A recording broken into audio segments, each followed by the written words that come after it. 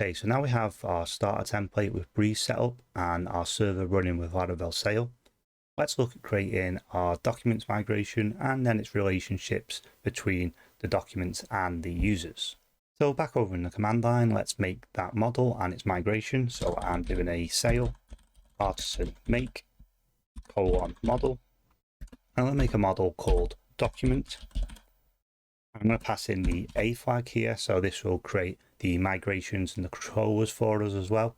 There you go, and as you can see, this makes everything we need for working with a document model. So we've got the controller, a seeder, the migration, the factory, and obviously the model itself. So let's open up the migration file and start building out our schema. Okay, so inside of this migration file, we already have the ID and the timestamps. Let's build out everything else that we need. So we're going to call table, and we're going to want a text string, and this is going to be for the file name. And this will be the name of the file being uploaded, or if the user chooses, the name that they want to give it. And the next thing we need is the location of the file where Laravel is going to be storing it on disk. So I'm going to say table. It's also going to be a string, and we'll just say this location. Okay, we also need to store the body of the document, and this is what makes it searchable. So we're going to call table, and this is going to be a text field, and this is just going to be called body. So as we upload a document, we're going to get all the contents inside of it and store it inside of this field.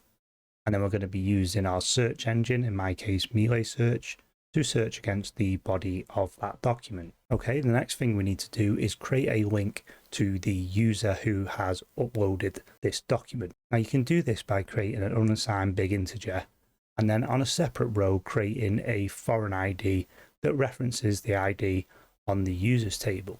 But with Laravel now, there's a nice little shortcut, and providing you're using Laravel's naming conventions, which we are, this will work out of the box.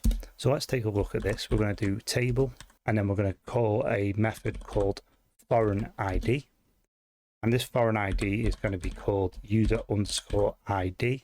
And we want this to be constrained. So what this is a shorthand for is we're creating a unassigned big integer called user ID on our documents table.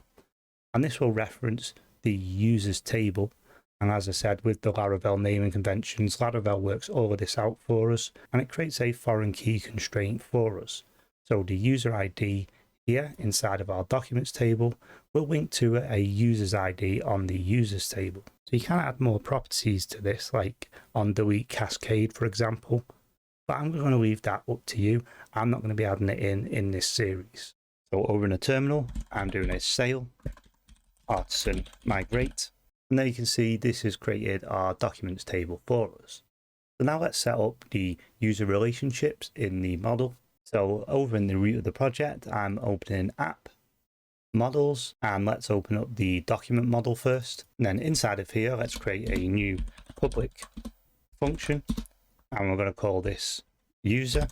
And then we're going to return quite a simple relationship of this belongs to, and it belongs to a user. So let's just bring in that user class. So here we're saying that each document belongs to a user. Now let's set up the reverse of this. So back under app models, let's open up our user model, and let's scroll down here to the bottom of the user model, and let's create a public function here, and we're going to call this document, and then we're going to return, and we're going to return this has many, and then we're going to return the document class. So here we're saying that a user can have many documents that belong to them. And then finally, let's just create our resource route so we can link into the new document controller that's been generated for us. So over in the root of the project, I'm coming down to routes, and I'm opening up web.php. So then inside of here, I'm just going to scroll down underneath the dashboard here.